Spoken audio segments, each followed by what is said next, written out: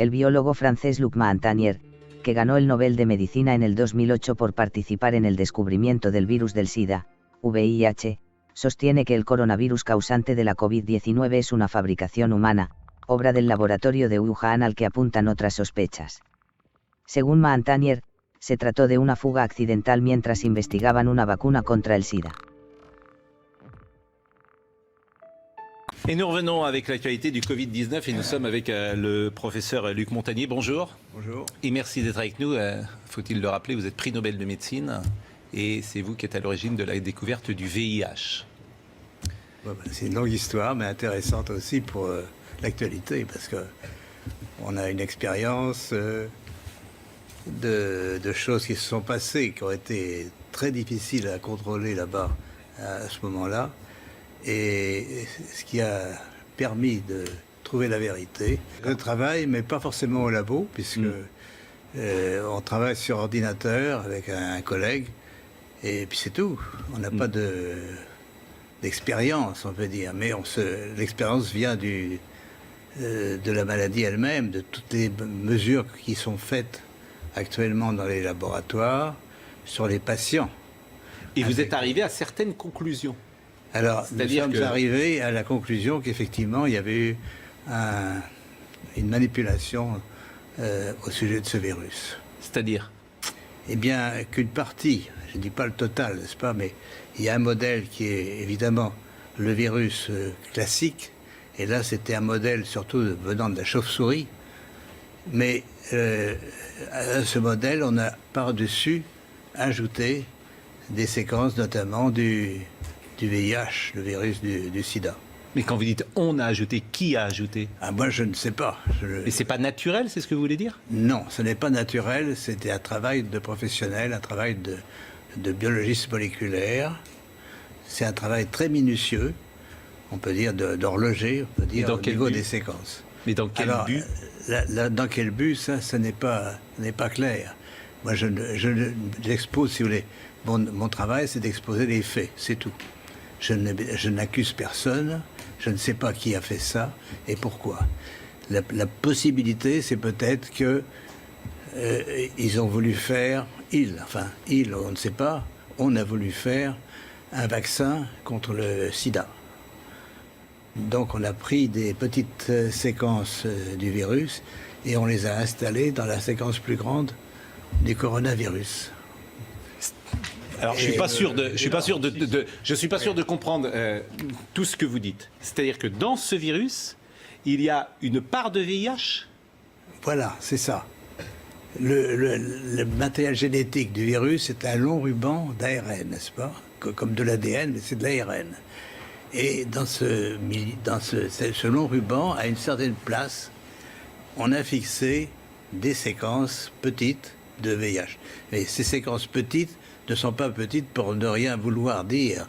Elles ont la possibilité de modifier, par exemple, ce qu'on appelle des sites antigéniques. C'est-à-dire, si on veut faire un vaccin, on peut très bien modifier la protéine qui est exposée pour le vaccin par une petite séquence venant d'un autre virus. Mais vous êtes certain de ça? Parce qu'on a dit que le bruit a couru, que c'était d'une origine humaine finalement, et ça a été ensuite réfuté par la plupart des autorités scientifiques quand même. Il y a quand même une volonté d'étouffement, si vous voulez.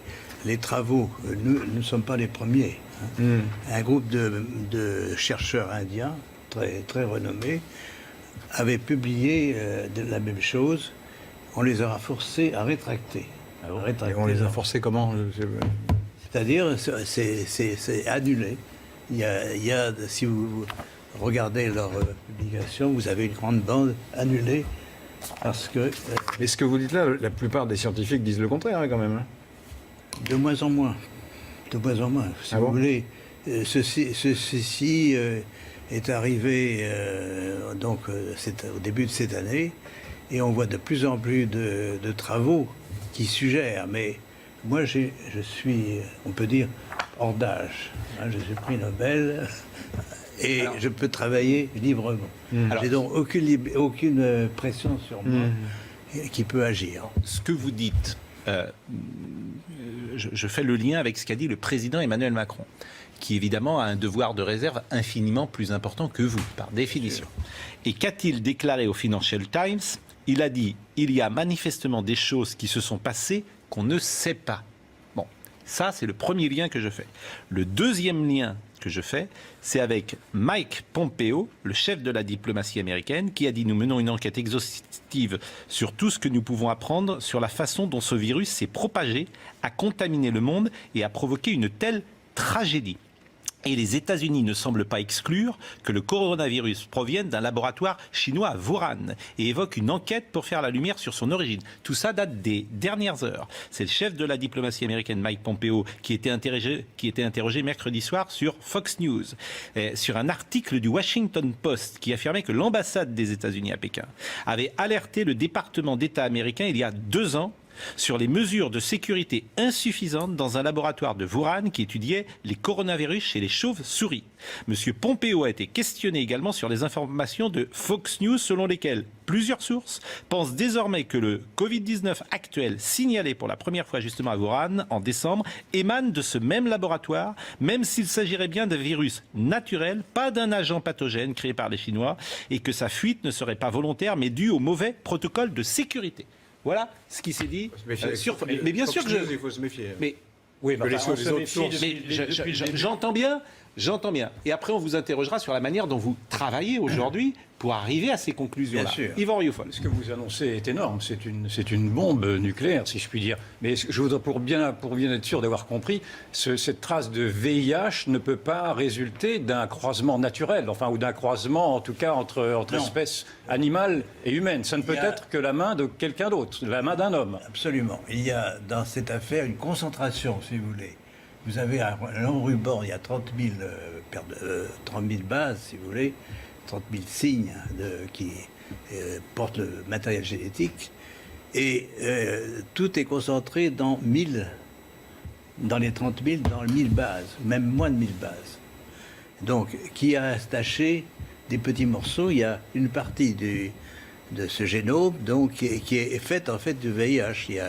Mais est-ce que par exemple, il y a une majorité de séquences du VIH. Est-ce qu'on le voit? Oui. Ça se voit comment? Par la séquence. On a un matériel très simple. C'est un système informatique qui permet de repérer une séquence que vous cherchez. Non mais si je dis par exemple, pour que les choses soient claires, si je dis du VIH dans le Covid, est-ce que c'est exact ce que je dis là? C'est exact, mais ça ne veut pas dire qu'il y a assez de VIH pour faire une grande protéine de VIH.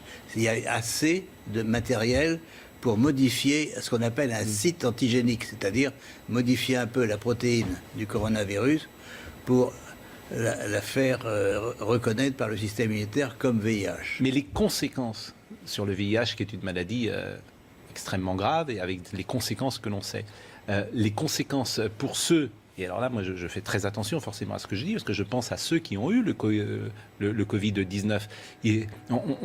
Vous pouvez évaluer aujourd'hui les conséquences. Il serait intéressant de regarder, de voir s'il y a des anticorps. Los comentarios de Montagnier sobre el origen del coronavirus han sido criticados por expertos médicos de todo el mundo, y muchos científicos destacados firmaron una carta conjunta publicada en The Lancet en febrero, desacreditando su narrativa afirmando que el virus tiene un origen antinatural. Montagnier ha sido criticado en Francia y en el círculo científico mundial por practicar la pseudociencia, dijo Rao, y señaló que una vez vetó un intento de la Universidad de Shanghái de introducir a Montagnier en China como un talento.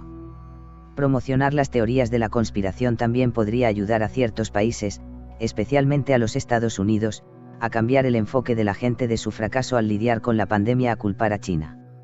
Y están encontrando todos los posibles chivos expiatorios para ese fin, dijo Wang Gongbei, profesor de la Escuela de Administración y Política Pública de la Universidad Renmin de China.